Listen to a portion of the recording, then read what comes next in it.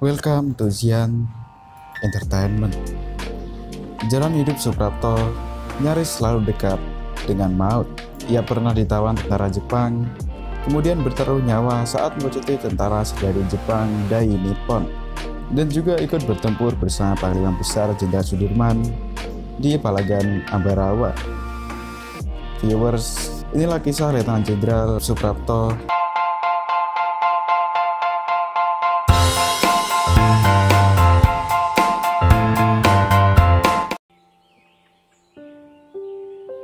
Jalan hidup Suprapto nyaris selalu lekat dengan maut. Ia pernah ditawan tentara Jepang, kemudian bertaruh nyawa saat turut melucuti senjata serdadu Dai Nippon tak lama setelah proklamasi kemerdekaan. Tak lama berselang, Suprapto ikut bertempur bersama Panglima Besar Jenderal Sudirman di Ambarawa menghadapi pasukan sekutu yang persenjataan dan pengalamannya berlipat-lipat lebih baik. Dari semua aktivitas berisiko tinggi itu, Suprapto selalu mampu bertahan dan selamat. Sampai akhirnya, ia termasuk salah satu petinggi Angkatan Darat yang menjadi korban tewas dalam gerakan 30 September pada tahun 1965 dengan Partai Komunis Indonesia yang dituding sebagai aktor utamanya. Hidup sang survivor justru pungkas di tangan saudara setanah air. Yang menyakitkan, para jenderal dibunuh oleh bangsa sendiri, bukan oleh bangsa lain, ucap Ratna Purwati. Suprapto lahir di Purwokerto 20 Juni 1920.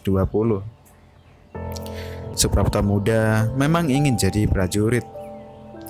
Setelah tamat dari sekolah menengah atas di Yogyakarta pada tahun 1941, ia mantap masuk Akademi Militer meskipun harus menempuh perjalanan jauh ke Bandung. Kebetulan, pemerintah kolonial Hindia Belanda saat itu membutuhkan banyak tambahan serdadu seiring kian memanasnya Perang Dunia Kedua. Di Kota Kembang, Suprapto mendaftarkan diri ke Koninklijke Militaire, Akademi atau Akademi Militer Kerajaan Belanda. Ia diterima, namun hanya untuk sesaat. Sebelum masa pendidikan militernya selesai, pasukan Jepang keburu masuk ke Indonesia dan mengambil alih kekuasaan Belanda pada tahun 1942. Berstatus sebagai calon tentara Belanda membuat Suprapto harus berhadapan dengan serdadu Jepang.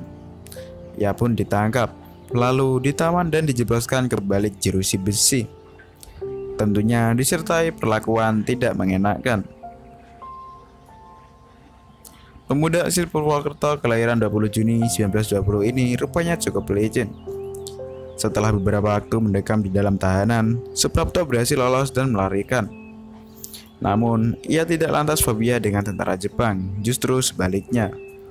Setelah sempat menghilang beberapa waktu sembari menunggu situasi sedikit mereda, Suprapto kembali muncul ke permukaan.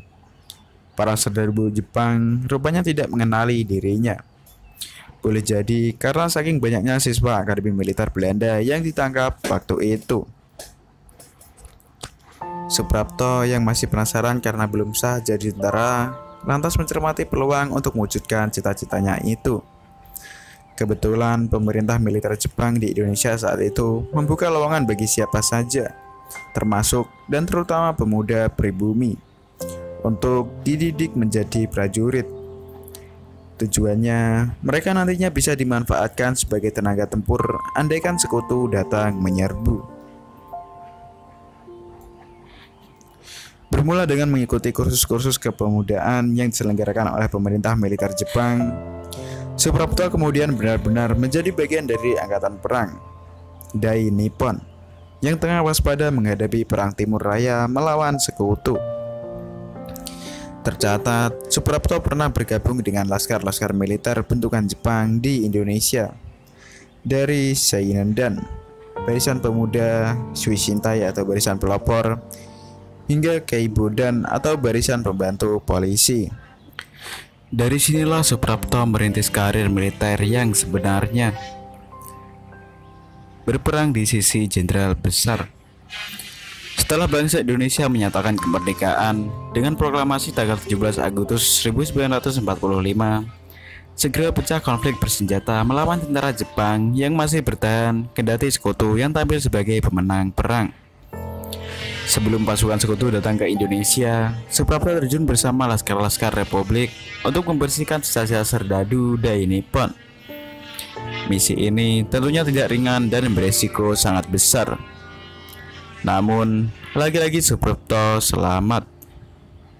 Suprapto kemudian bergabung dengan Tentara Rakyat Indonesia atau TKR. Ini adalah cikal bakal Tentara Nasional Indonesia atau TNI yang dibentuk sejak 5 Oktober 1945 oleh pemerintah RI. Ia ikut berjuang mempertahankan kemerdekaan dari Belanda yang datang kembali dengan membonceng sekutu.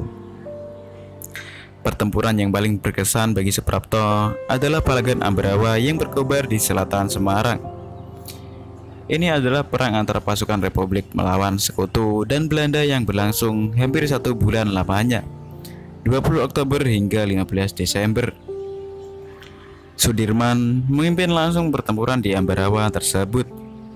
Suprapto yang saat itu menjadi salah satu ajudan sang jenderal ikut berperang di sisi sang panglima besar. Setelah melalui rangkaian kontak senjata, TKR akhirnya berhasil memukul mundur musuh dari Ambarawa. Suprapto turut berperan penting dalam kemenangan itu. Suprapto masih terlibat beberapa peperangan selama masa revolusi fisik itu, termasuk 2 agresi militer yang dilancarkan Belanda. Meskipun tidak sefrontal Palagan Ambarawa, konflik bersenjata baru berakhir setelah Belanda mengakui kedaulatan Indonesia di penghujung bulan Desember 1949. Indonesia pun mulai memasuki masa-masa damai setelah itu. Kendati terkadang masih muncul percikan api yang berasal dari konflik internal. Suprapto mula-mulai ditempatkan di Semarang sebagai kepala staf tentara dan teritorial. Lalu sempat ditarik ke Jakarta untuk membantu Kementerian Keamanan Rakyat. Sempat terlibat dalam penanggulangan gerakan PRRI atau Permesta. Suprapto menjalani jenjang karir militernya dengan cukup mulus, termasuk menjabat sebagai Deputi Kepala Staf Angkatan Darat untuk wilayah Sumatera, hingga akhirnya menjadi salah satu petinggi TNI yang paling disegani. Kontroversi di sekitar kematian.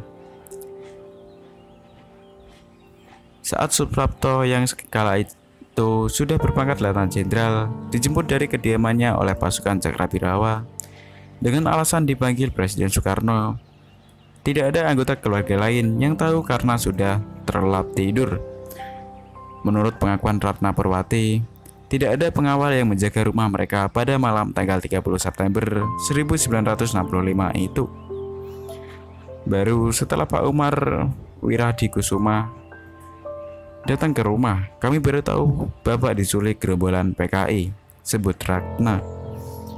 Maijen Suprapto ternyata tidak pernah kembali ke rumah sejak saat itu.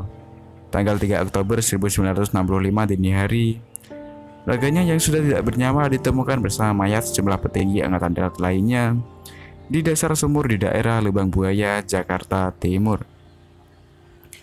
Selama bertahun-tahun setelah tragedi itu, pemerintah Orde Baru selalu meyakinkan bahwa para jenderal tersebut mengalami penyiksaan sebelum mati.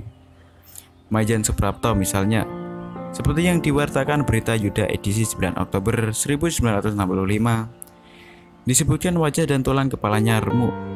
Ada beberapa bagian tubuh yang disayat dengan silet. Namun, setelah rezim Soeharto tumbang pada 1998, kontroversi terkait penyebab kematian para korban G30S mulai bermunculan. Menurut penelitian terbaru, termasuk yang dilakukan Benedict Anderson, bahkan ketika Orde Baru sedang jaya-jayanya, juga hasil riset Indolix pada 2010 menunjukkan Maijen Suprapto mengalami patah tulang tengkorak, juga di betis dan paha kanan yang disebabkan oleh pukulan benda tumpul, diduga batu atau popor senapan. Disebutkan pula memang terdapat 3 luka tusuk di badan Suprapto, namun bukan berasal dari sayatan silet, melainkan tusukan bayonet. Semoga rangkuman tadi dapat bermanfaat. dan menambah wawasan kalian tentang tokoh-tokoh penting di Indonesia.